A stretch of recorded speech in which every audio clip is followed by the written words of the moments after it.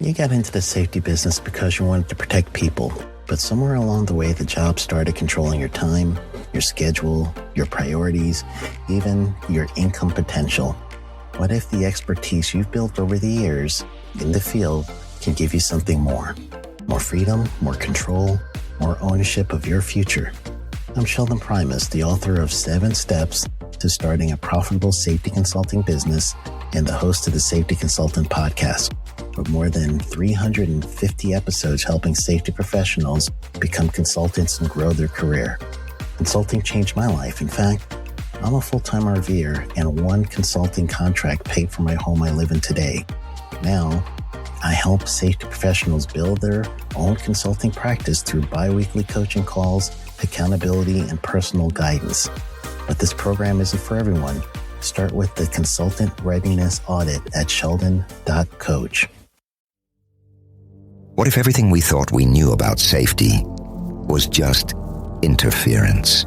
From the host of the Rated R Safety Show and the founder of Safety FM comes the complete Signal Transmission Trilogy, now available in one powerful edition. Safety, in my opinion, the book that started the conversation. Safety Mutation, where the boundaries of culture, systems, and belief begin to break. And now, Safety Transmission, the final piece of the signal. For the first time, all 3 books are together in one volume. The Signal Transmission Trilogy, Complete Edition. This isn't just about compliance. It's about consciousness. It's about decoding the way we think, lead, and live, inside and outside the system. Whether you've been following the signal since the beginning or you're just now tuning in, this is the version to own. Search Signal Trilogy on Amazon or visit safetyfm.com to get your copy now.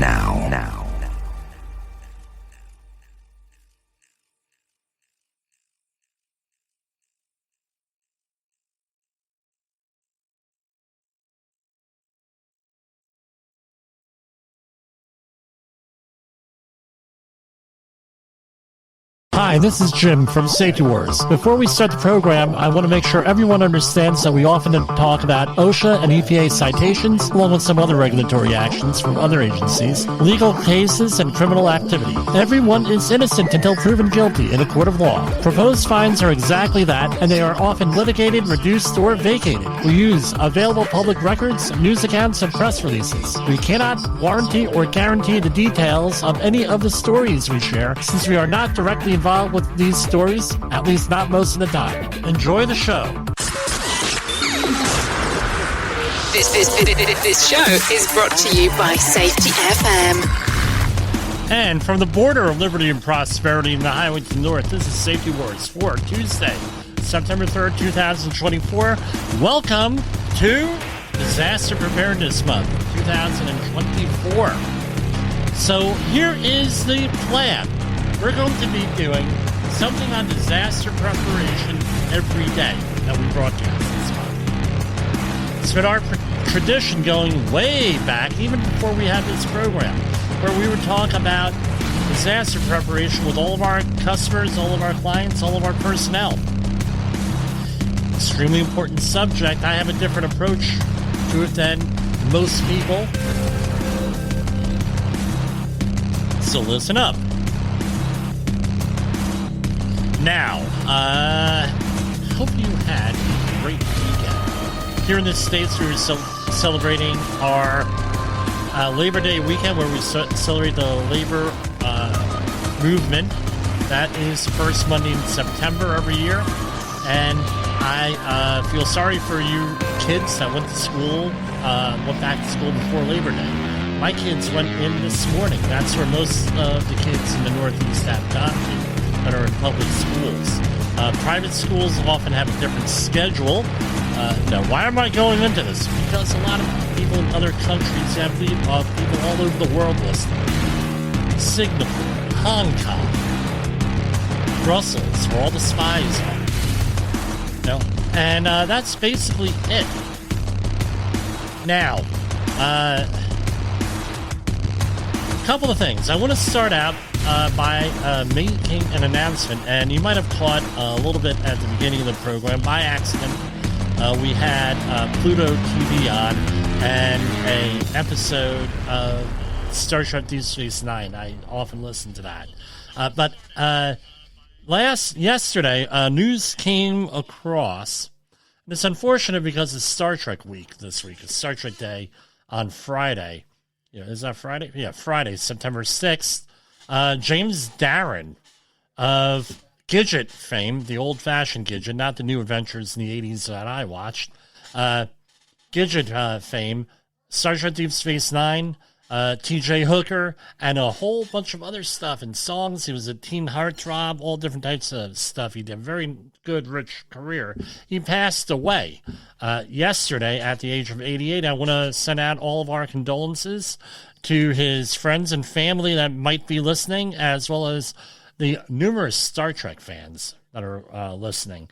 They're having like mini tributes online and also on Pluto TV tonight, where they were playing some Vic Fontaine themed stuff. Great guy from all accounts. Great singer. If you like that type of singing, it's along the lines of Frank Sinatra. You know, a lot of cover songs like that and some other stuff. So, great guy there. Very memorable character. So, how do we get involved in here doing this stuff on disaster response, disaster preparation? If you do 1910-120 work, that's a HAZWOPER, hazardous waste site operations and emergency response, you were involved in disaster preparation and response. The way it is. Now, the question goes along these lines. How do we define all of, we hear this, disaster preparation, disaster response, disaster.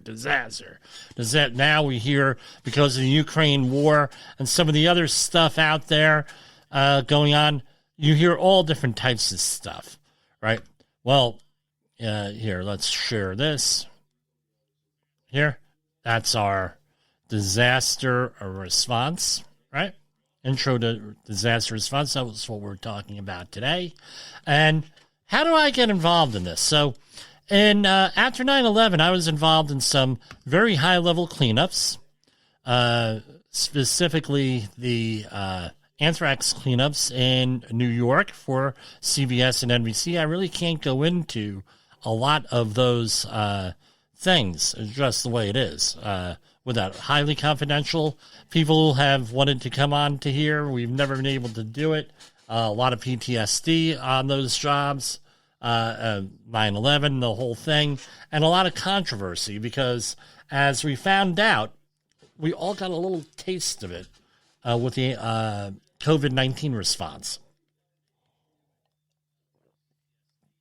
If you've been through a disaster, any type of disaster, you get this all the time where government resources come out and, unless they're emergency responders that are local, police, fire, EMTs, things of that nature, CERT teams, community emergency response teams, unless you're involved in something like that, you don't really, the federal government doesn't really get involved in that. And we're going to talk about the Stafford Act a little bit later on, not today. So we're going to do every day a brief thing on disaster preparation, disaster response, and then we're going to go into things. Now, this is what it comes down to. What is a disaster? Disaster, there's no real set definition.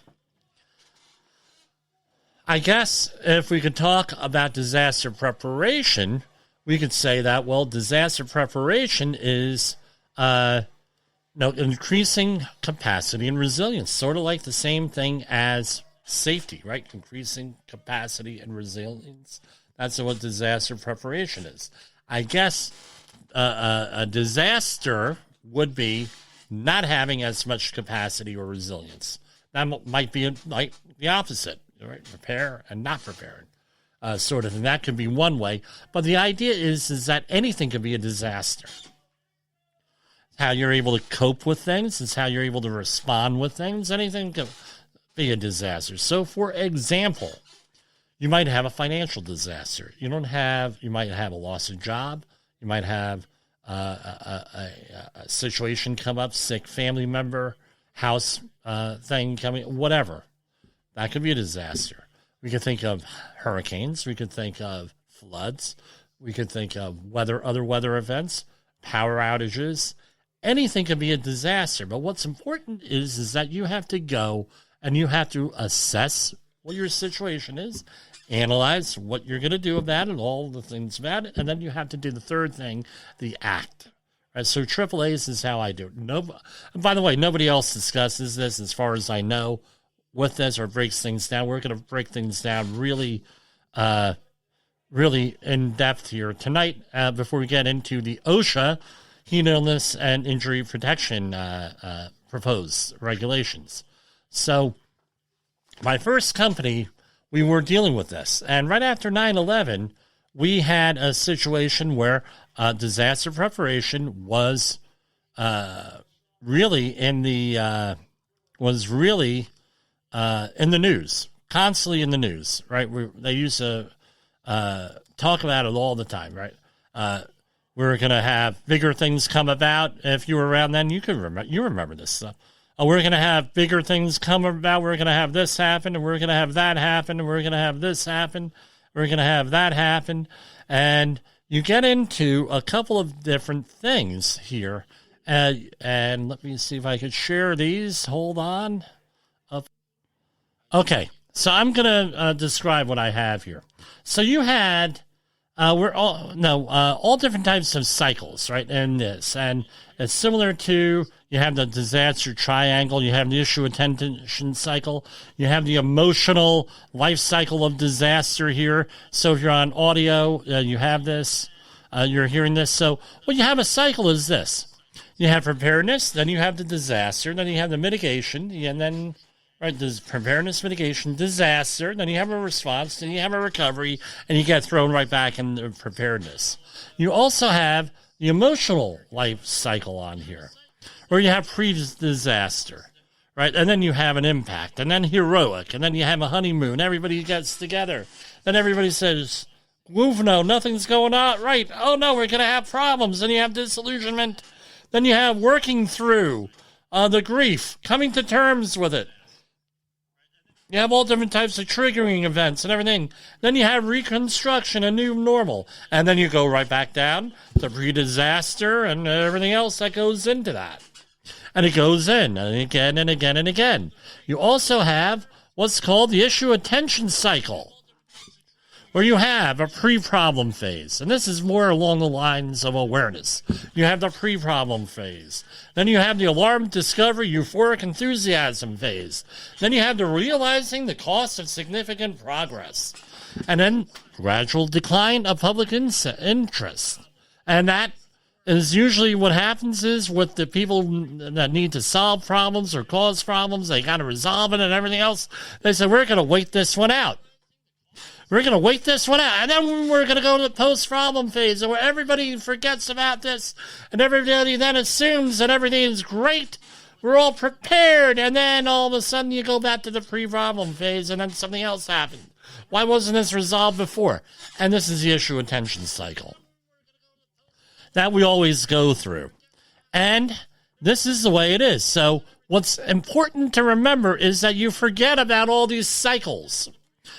People are being manipulated with them, right? Because, again, it drives along with the news cycle. Yeah, everyone thinks that everything's resolved, and it's not resolved. So here we have what happened was right after 9/11, there was all this interest in disaster. And then in 2010, what happened?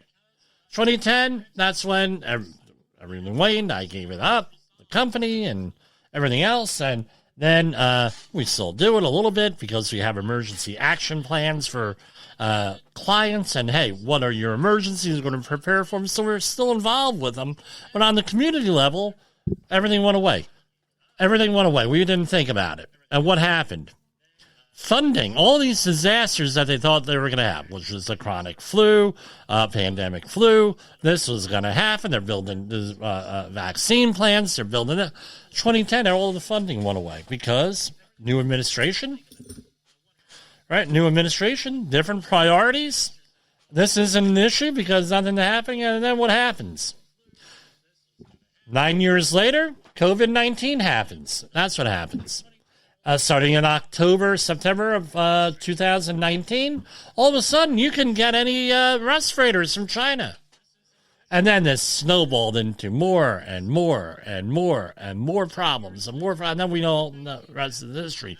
Now we're getting back to the whole thing where, this is all taken care of, we're all prepared, blah, blah, blah. And people are thinking that they're not prepared. A lot of people, I'm one of them. And now we have issues again, and it's going to come back around with something else. Now, we're hearing all different types of rumors. Right? And the Bible mentions wars and rumors of wars and calamity and wrath of God kind of stuff. And times we went into that before. And I'm going to tell you this. Let me go over here. Hang on. If you're going to get into a discussion on eschatology, I have a book that I want you to read.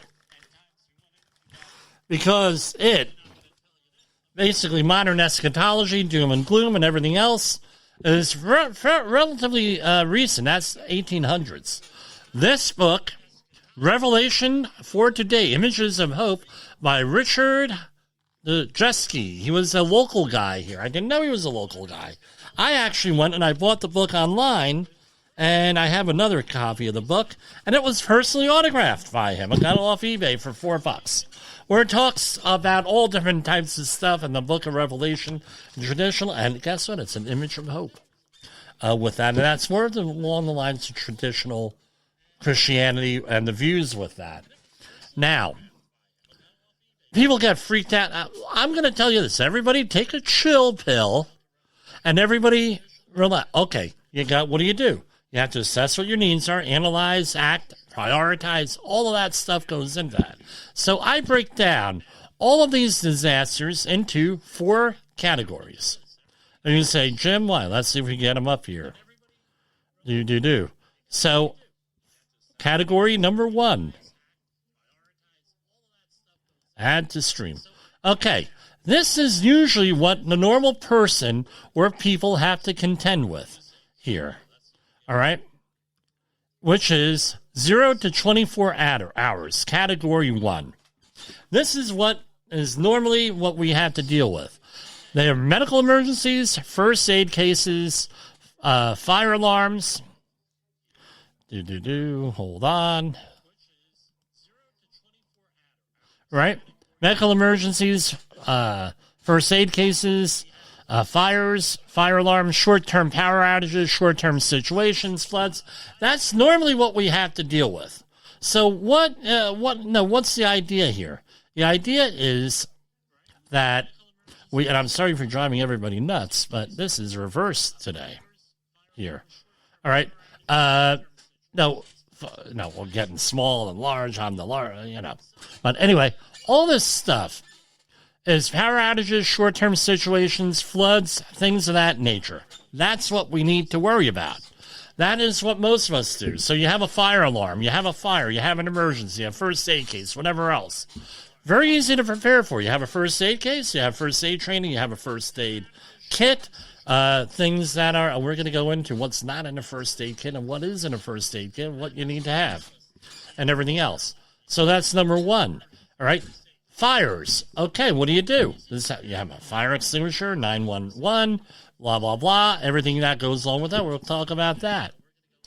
Power outages. That, in my opinion, is the biggest thing that we have to worry about. Threats to our grid, our communication systems. So, for example, we had in fairly recent memory, let's pull this up. So, fairly recent memory, what have we had? We had a North Carolina power grid attack in Moore County, North Carolina, in December 2022, where 45,000 people were left without power for several days, and resulting in at least 1 death, where a woman could not recharge her oxygen tank. All right, with that, I don't know if they ever really solved that problem, but it was thing is damaged. The first time I heard of something like this happening was in 2013, which was right down the street from a job I'm familiar with, Metcalf Road, and one of our listeners, at least one, because I know people who were with me on that job actually went out there and remember the location and everything else. It was along the lines of someone damaged a power station. I'm not going to say how. And what happened? They lost power. Right? And that's our biggest threat, something like that. Also, they called coronal mass ejections, cosmic ray damage. There's been a lot of talk about that. Threats to our grid, because according to most estimates, if the grid goes down, electric grid, basically 90% of the people are dead within a year and a half. A year and a half, 2 years. Basically because of lack of resources, lack of food, medical care, you name it. Right? You're going to have mass casualty event. There were a lot of TV shows late 2000s, early 2010s on this.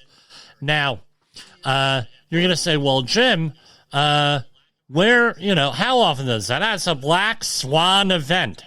Black swan. That doesn't happen. And then I remind them that there are black swans in other hemispheres, southern hemisphere, Australia. But here, according to a article, Doug McIntyre from fairly recently, doesn't give me the date on here. All right. Okay, domestic attacks. According to Bloomberg News, attacks on power facilities have spiked recently.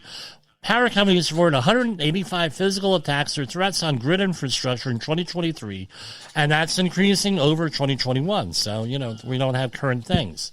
Now, this is one of the things that worries me, are power outages. We recently had a power outage here, but we also had a communications outage. Same thing, right? Communications outage here with the internet problems. People were freaking out. What are people going to do after a couple of days without power? They don't have generators. They don't have this. It's a problem.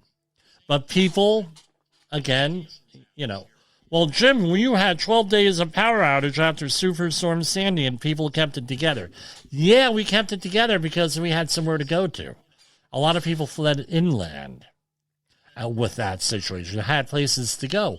What do we do with a massive power outage? Like, for example, in, I believe it was 2003, where anything north of Avenel, New Jersey, which is in Woodbridge Township, New Jersey, anything north of that had a power outage. And it was went all the way up into Canada. And for, an extended time until they figured it out. How about in Hawaii last year with the fires, where you had things going on with that? How about in Texas, where the grid did not have enough capacity a couple of winters ago? That's destruction, all different types of issues. So this stuff does happen. I'm worried about power outage. That's one of my big things. Now, that's Category 1, not a big issue. Have a couple of hours without power, you have and everything else, fires, that sort of thing. Now, what about the next category? All right, we're going to talk about Category 2, what Jim has deemed as Category 2. So, Category 2 is actually real simple. It is 24 to 96 hours. Why is that an issue? 24 to 96 hours. Let's see if we can get this so people can actually read it. All right. What the government tells us is to be prepared for up to 4 days. That's 4 days. So you're looking at longer-term issues, wildfires, huge floods, longer-term power outages, extended weather events, and things of that nature. You're looking at greater things, greater than 4 days. Up to 4 days. Again, we could prepare for that. So, food for 4 days. So, let's talk about this. That's 4 days. Average person drinks 2 gallons of water for 4 days. So that's 8 gallons of water for every person in your household. or you're in charge of. Now, that doesn't take into account heat or cold, because in heat, you're in the house without power, and with water, you're going to blow through that 2 gallons pretty easily. So what is about 2 gallons of water? Depending on the size of the bottles, you're looking at a case of water bottles, right? For basically 1 case for 2 days per person. So 4 days, you're looking at 2 cases per person. You have 4 people in the household. That means you're going to have 2 cases per day. So you're looking at about 8 cases of water. That is what it comes down to. Now, calculate it out. So 2 gallons, right? That's 128 fluid ounces times 2 is 256 ounces per person. You could go and you could do the math. So you're talking about 2 gallons per person per day. So you're looking at about 8 gallons, however you want to get there. Bottled water and everything like that. So you're dealing with food for 4 days.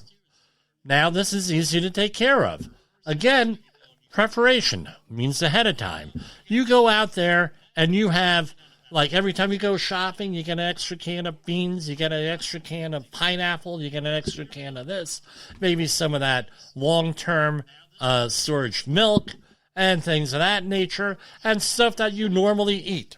You don't want to be in a situation where you have people out there going and getting this 10, 20, 30, 40 year supplies of food. Well, yeah, this will last 25 years. It'll be long dead and gone by the time you might have to use that. You open it up and you find out everybody's has developed a legume allergy and everything else there, and peanut allergy and all this other. Now you don't have food to eat, blah, blah, blah. You're much better off getting those are good, and those have an application.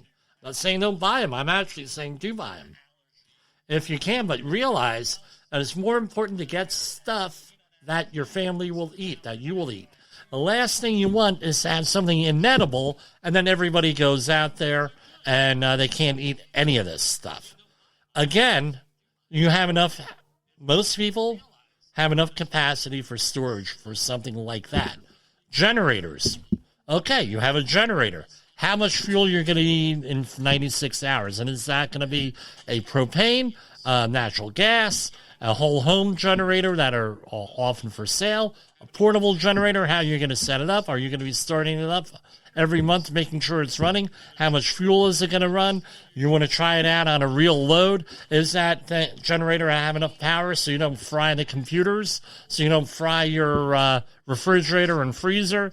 No, because you don't have enough power, enough amperage. Now or voltage, you're going to start screwing. I'm not an electrical guy.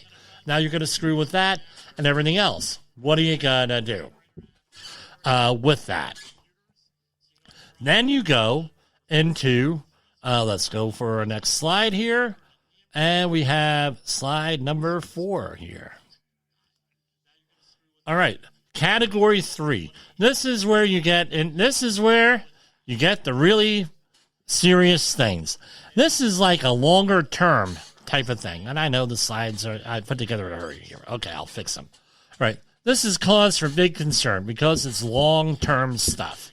4 to 30 days. Okay? These are more common in rural areas, even though we did get hit with it with Superstorm Sandy where I live. And there are other areas that get hit with hurricanes and things of that nature. We're talking about the East Coast. The West Coast deals with earthquakes, longer-term things. Where that's not 4 days the government gives you. That's just to get their stuff together and get things going and get the Red Cross going and all those other organizations. Now you're getting into category 3. You're talking about longer term planning. How with that? You're in with the big boys here. Now let's talk about water. Now you got to talk about purifying water, unless you could store 2 gallons of water per person for 30 days, which comes out to 60 gallons of water per person. That's a lot of freaking water. Now let's say you have a household of 4 people. Now you're dealing with 240 gallons of water for 1 month. That's a lot of water. You got to have a plan. There are different water sources that you can have. You could have a pool. You can have a well. Okay, you have a well. Now you have power. Need to have power from the well water. Do you have some type of reservoir? People in desert areas, arid areas, a lot of them have reservoirs. They have tanks, water tanks, where they are. Now, at that point, 4 days, you're going to start to get a little bit ripe. And that deodorant ain't going to work so good. There's even a commercial nowadays that I just watched today. Where people are out there, hey, would you like to, what happens after a week in the wilderness? Well, anybody could smell you from a mile away. You're smelling like a sea lion, a stellar sea lion up in Alaska, and on the west coast of the United States, where you're smelling this stuff from a quarter mile away, and now you have sanitary issues. How are you going to vape? You're going to need more than that. How are you going to handle it? 4 to 30 days. Food for 30 days. That's a lot of food. Where are you going to get it? Does your community have that? What are you going to do? Do you have chickens? Again, people in rural areas often are more prepared for this sort of thing because they're able to have more capacity. Now you have, right, with that. So now, where are you going to evacuate to? Do you have a fallback area? Can you go to a family member's in another part of the state, another region? Can you get there? How do you get there? How do you plan this out?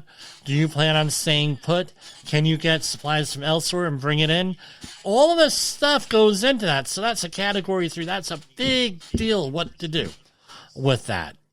And then you have the really serious situation, which is category 4. Again, nobody else talks about it this way, but I have to because we have to do systematic type things on how do we do this. So we're going to go to category 4, which is 30 days plus, if you've been following along. Now, this is basically off-the-grid living or primitive living.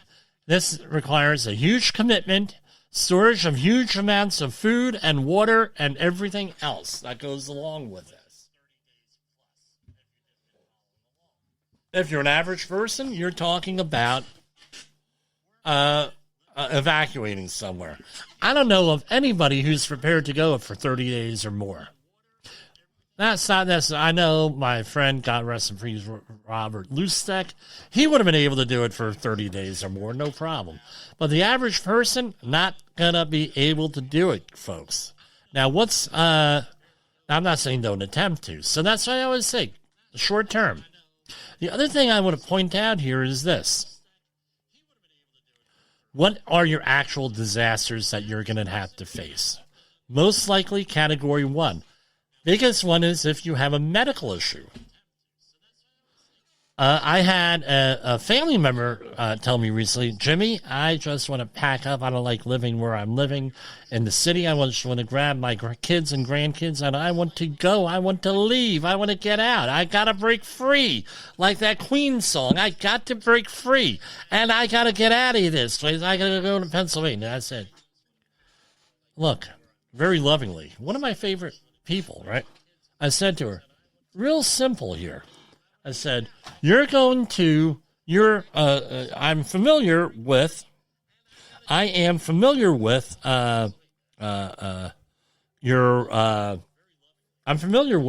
your situation.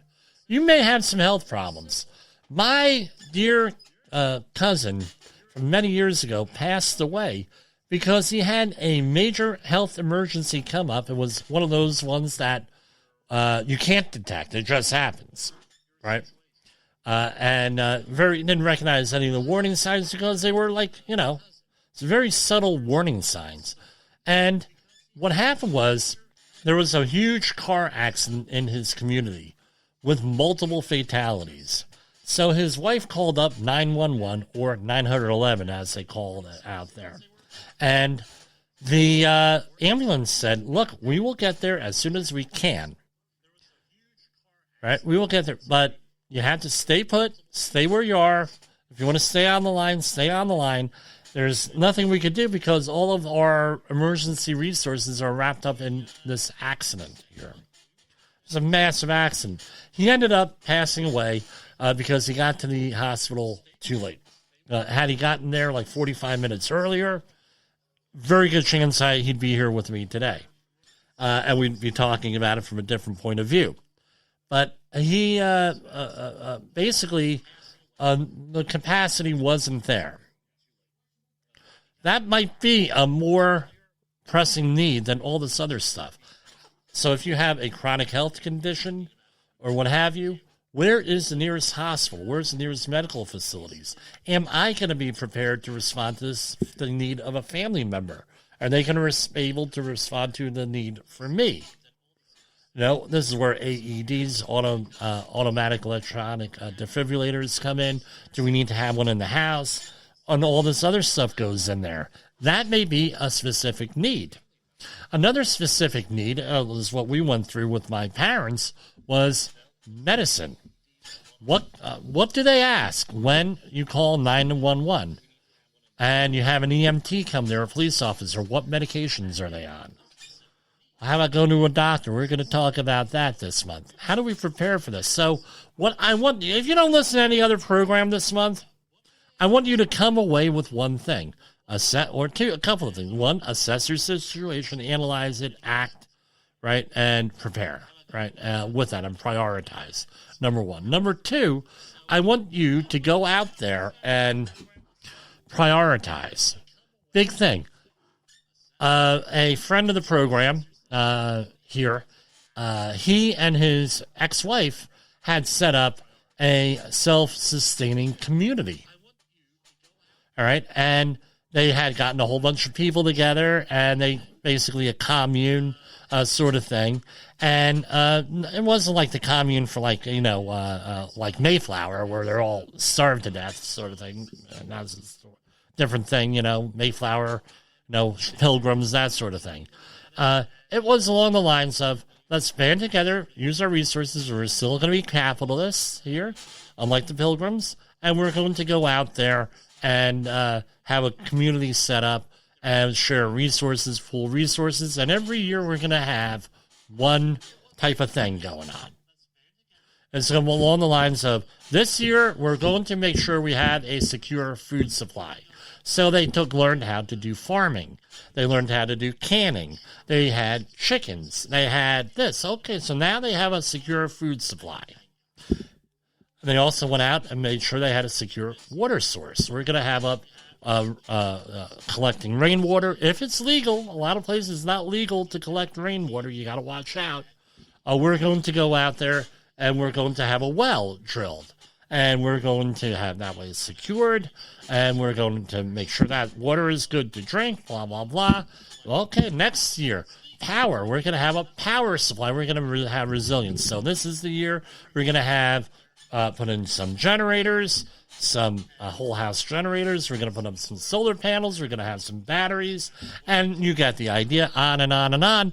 And over the course of 5 or 6 years, they had themselves a nice little setup. Some people left the commune. Some people stayed with the commune. Some people, all different types of things were in there.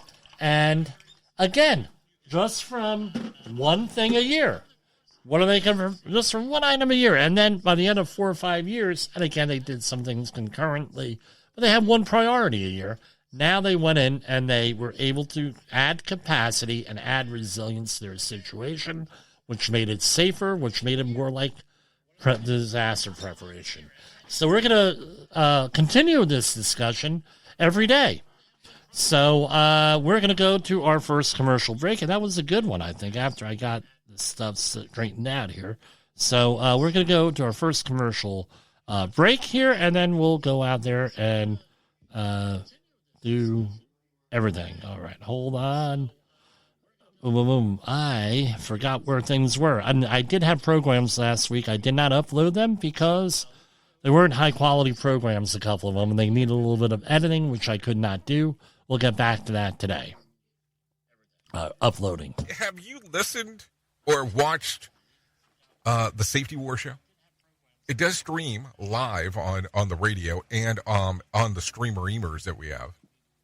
So if you have not taken a listen to Jim Bolzel and what the hell he's doing every evening with Safety Wars, I would strongly encourage you to take a view or take a listen, whichever option is available for you, and take a listen to what the hell he has going on. It's definitely, it will take some deep dives and some information that you might be interested in. In the professional safety community, communication and planning are just a few keys to your program's success. The question many practitioners have is, where do I start?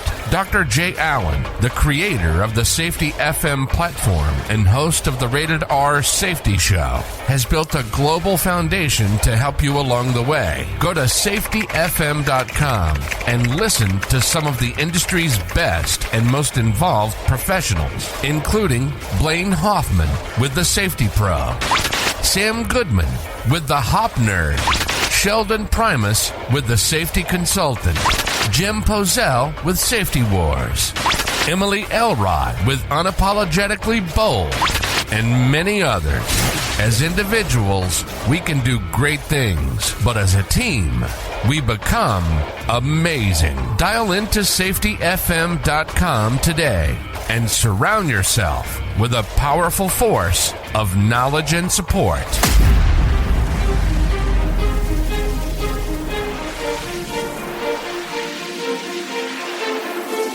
Want to avoid hefty OSHA fines and keep your team safe? Oh, wrong one. Sorry, folks. I need Jessica. Where are you? Hold on.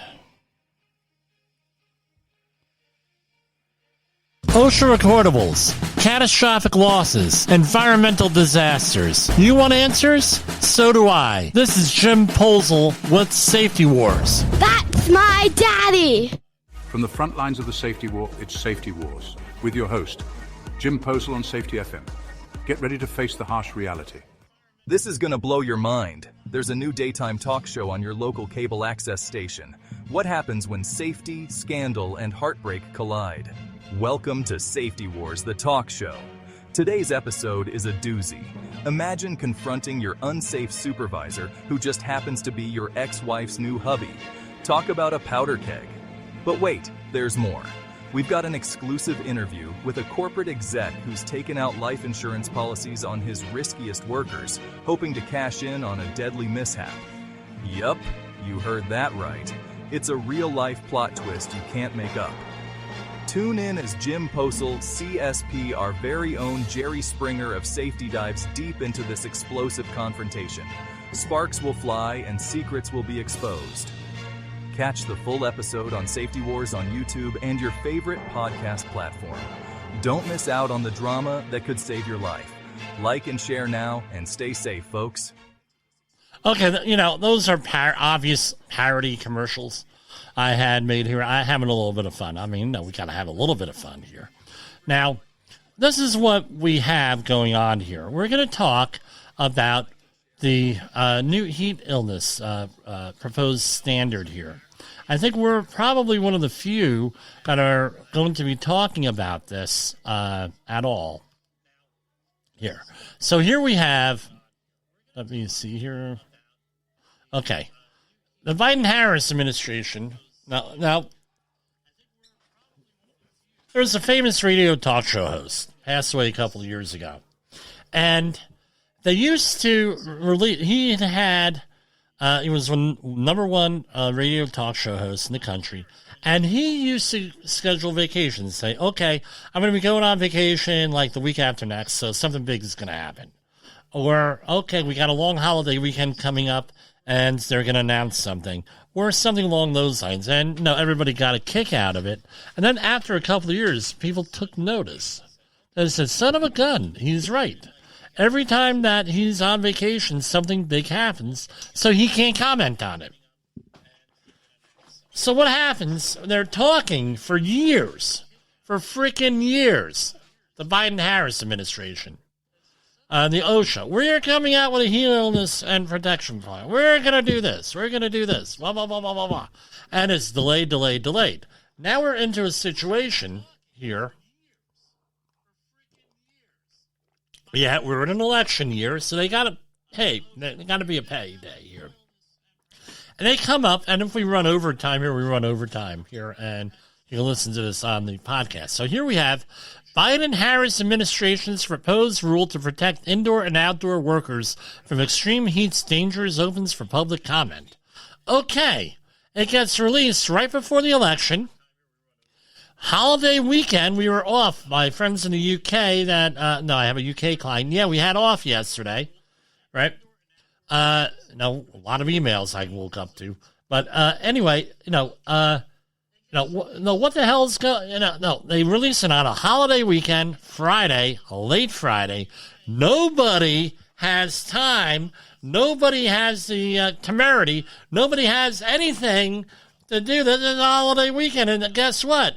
First one, we don't have to worry about COVID, really. That's off the radar for most places. So people are out there enjoying themselves. Nobody wanted to look this stuff up. So what do you have? They release on the news release from last Friday, Biden-Harris administration's proposed rule to protect indoor-outdoor workers from extreme heat dangers opens for a couple of comments. So this is going to be out there all for election season.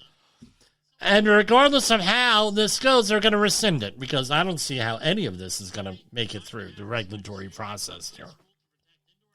So we have until the end of the year to comment on this. Now, there are good things and there are bad things about this. The good things is if you want to put together a program on how to do training on heat illnesses and the related illnesses and situations, beautifully written resource. There's over 300 and some pages that talks about cost-benefit analysis, different types of illnesses, different ways of managing things. It's wonderful. Wonderful. You got to read it. Just, even if this doesn't pass, read it. It's a great resource, number one. Number two is this. All right.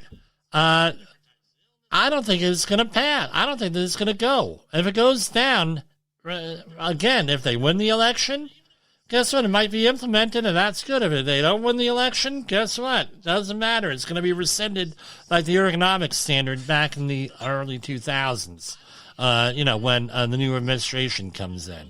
Now, how has this been regulated here? This whole thing, how has this been regulated? This has been regulated through the General Duty Clause, right? OSHA's General Duty Clause, which basically says that you have to give your employee a safe and healthful workplace free of recognized hazards.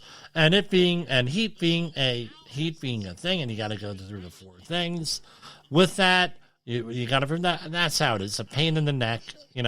Towards the end of this, we'll go through, I'll replay the little video that I did on that. I don't want to talk about it. Now, let's go over to the actual regulation here with this. All right, we're going to do a share screen, and let's see if we can do it. Can we do it? Yes, here it is. So here is the actual regulation on here. And let me see if I could zoom in on it. Blah, blah, blah, blah, blah. Zoom, zoom, zoom. Okay. So heat, illness, and injury prevention, scope and application, except as otherwise provided in this paragraph, right? So this is how all regulations are set up. So it's 1910-148. And this is, I'll skip ahead. Here's a spoiler. It applies to all industries. Period. That's what it's going to be. Except as otherwise provided, this applies to all employers. The standard does not apply to work activities. Right, so this is what you do first. It doesn't apply to me. Work activities for which there is no reasonable expectation of exposure at or above the initial heat trigger. 2. Short duration employee exposures at or above the initial heat trigger of 15 minutes or less in any 60-minute period. Right? Or 3. Organizations whose primary function is the performance of firefighting, emergency response activities, of workplace emergency response teams, emergency medical services, that's EMS, technical search and rescue, and any emergency response activities already covered under 29 CFR 1910-120, that's HAZWOPER, 1910-146, permit required confined space, 1910-156, I forget what that is, Part 1915, which is shipyards, 1926-65, which is again, the 1910-120 counterpart in construction, 1926-1211, which is permit required confined spaces in construction. And let's go on over to the next column. Another exemption, work activities performed in indoor work areas or vehicles where air conditioning consistently keeps the ambient temperature below 80 degrees Fahrenheit. Get used to carrying this around, folks, the thermoanemometer. Telework, done from home or remote location, the employee's choosing.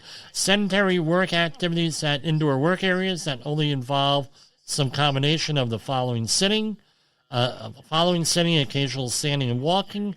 Employers whose employees all exclusively perform activities described in paragraph A to I through VI, which is 6. And then you have your all different types of definitions and things of that nature. Now, this is C. The employer heat injury and illness prevention plan. The employer must develop and implement a worksite heat injury and illness prevention plan, HIP, HIPP. They like double letters here in OSHA, right? With site-specific information, the HIPP must include basically your basic safety plan, right? With that. An identification and heat metric. What are you using to monitor this work area? If the employer has employees who wear impermeable clothing, if the employer has more than 10 employees, the HIP must be written, right? Must be written. So under 10 employees, this could be verbal. I don't recommend that because, we were never told that. We were never told that. Well, nobody told us this. Baloney. You have to be in writing all the time. All right. If the employer, because you have workers' comp issues, and if you're a general contractor or host employer, you have other types of things. You may want to require a written program. And if the employer, right, the employer must designate one or more heat safety coordinators to implement and monitor the HIP. That's more or less your competent person. The employer must seek the input and involvement of non-managerial employees and their representatives. So, in other words, somebody sitting in an office drinking coffee and eating donuts in January shouldn't be writing this, who has and will never go outside. Right? What it is. The employer must review and evaluate the effectiveness of the HIP when a heat-related illness or injury occurs that results in death, days away from work, medical treatment beyond first aid, or loss of consciousness. The employer must make the HIP readily available to the worksite to all employees, meaning training. The HIP must be available in a language that each employee, supervisor, and heat safety coordinator understands. Identifying heat hazards. You have to identify those things, all different types of ways. You can do air monitoring. You can do a heat index forecast. You could do all different types of stuff out there with that. And I could see that's going to be a whole training class in itself. Okay. And going through their heat index, and it goes in there to talk about what that is. But the employer must see the input and involvement of non-managerial employees. Heat metrics, the heat metric of the employer chooses to monitor will be determined. So you got to choose how you're going to do it. Exemption from monitoring. The employer can assume that the temperature at work area is at or above both the initial heat and high heat triggers instead of conducting on-site measurements or tracking.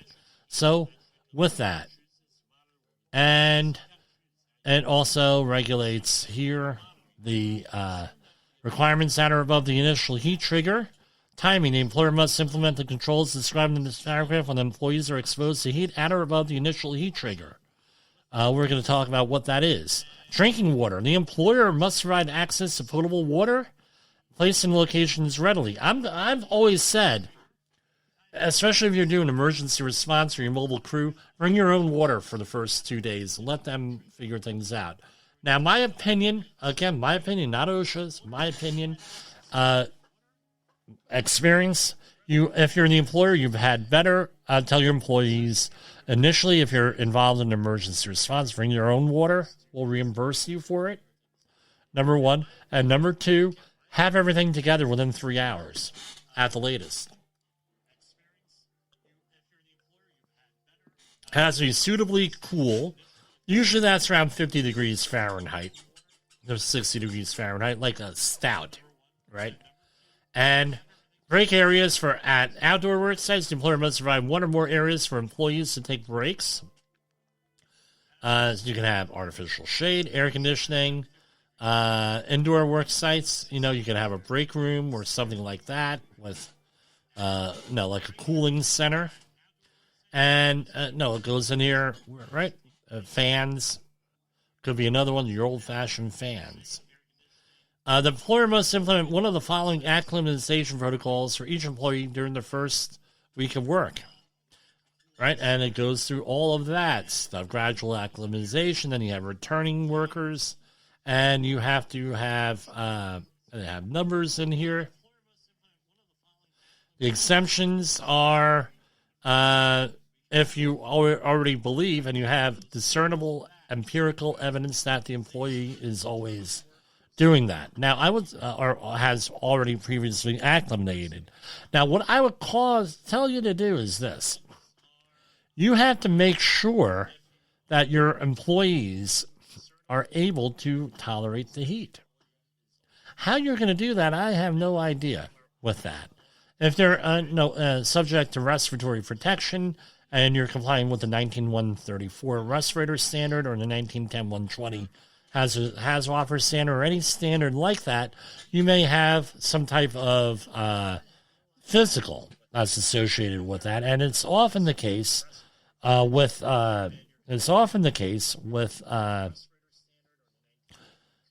physicals. HAZWOPER physicals, they identify people who are intolerant to heat and medical things. But again, what's the, you have to have, they're relying on the employee to tell the employer about risk factors that the employer may not realize. So, for example, the training has to be heat stress hazards, heat-related injuries and illnesses, risk factors, including age, health, alcohol consumption, and use of certain medications. We're coming up to the end here, so we're going to have our outro disclaimer here with this. So for our Safety FM family of listeners, if not, you can listen to this on the podcast here if you find this interesting. Signs and symptoms of heat-related illness, which ones requires emergency action. With that, all different ways of managing heat and heat-related illnesses and training and record keeping. All of that's got to be in there. So if you don't like this stuff, you got to go and you have to do that. It looks like we'll make it on time here on here. That's what I have with this. Again, this is something that you need to really consider. December 30th is when you have to issue comments. Let me know what you think. I think this is not going to pass, in my opinion. This will never be implemented with this because there are going to be a lot of people, small business owners, are not going to want to do this. So, for Safety Wars and Safety FM, this is Jim Posel. We'll see you tomorrow. The views and opinions expressed on this podcast are those of the host and its guest and do not necessarily reflect the official policy or position of the company. Examples of analysis discussed within this podcast are only examples. They should not be utilized in the real world as the only solution available, as they are based only on very limited and dated open source information. Assumptions made within this analysis are not reflective of the position of the company. No part of this podcast may be reproduced, stored in a retrieval system, or transmitted in any form or by any means, mechanical, electronic, recording, or otherwise, without prior written permission of the creator of the podcast, Jay Allen.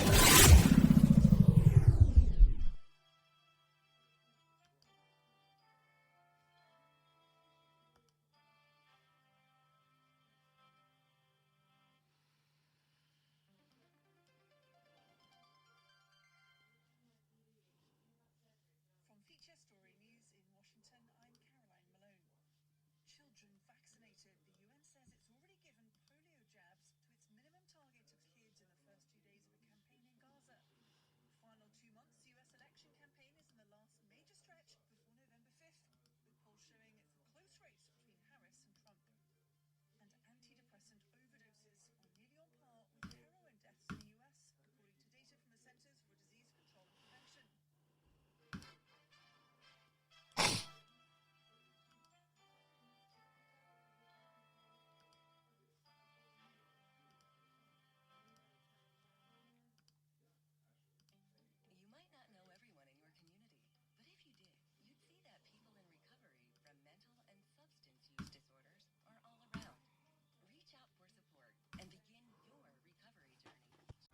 You got into the safety business because you wanted to protect people, but somewhere along the way, the job started controlling your time, your schedule, your priorities, even your income potential. What if the expertise you've built over the years in the field can give you something more? More freedom, more control, more ownership of your future. I'm Sheldon Primus, the author of 7 Steps to Starting a Profitable Safety Consulting Business and the host of the Safety Consultant Podcast, with more than 350 episodes helping safety professionals become consultants and grow their career. Consulting changed my life. In fact, I'm a full-time RVer, and one consulting contract paid for my home I live in today. Now, I help safety professionals build their own consulting practice through bi-weekly coaching calls, accountability, and personal guidance. But this program isn't for everyone. Start with the Consultant Readiness Audit at sheldon.coach. What if everything we thought we knew about safety was just interference? From the host of the Rated R Safety Show and the founder of Safety FM comes the complete Signal Transmission Trilogy, now available in one powerful edition. Safety, in my opinion, the book that started the conversation. Safety Mutation, where the boundaries of culture, systems, and belief begin to break. And now, Safety Transmission, the final piece of the signal. For the first time, all 3 books are together in one volume. The Signal Transmission Trilogy, Complete Edition. This isn't just about compliance. It's about consciousness. It's about decoding the way we think, lead, and live, inside and outside the system. Whether you've been following the signal since the beginning or you're just now tuning in, this is the version to own. Search Signal Trilogy on Amazon or visit safetyfm.com to get your copy now.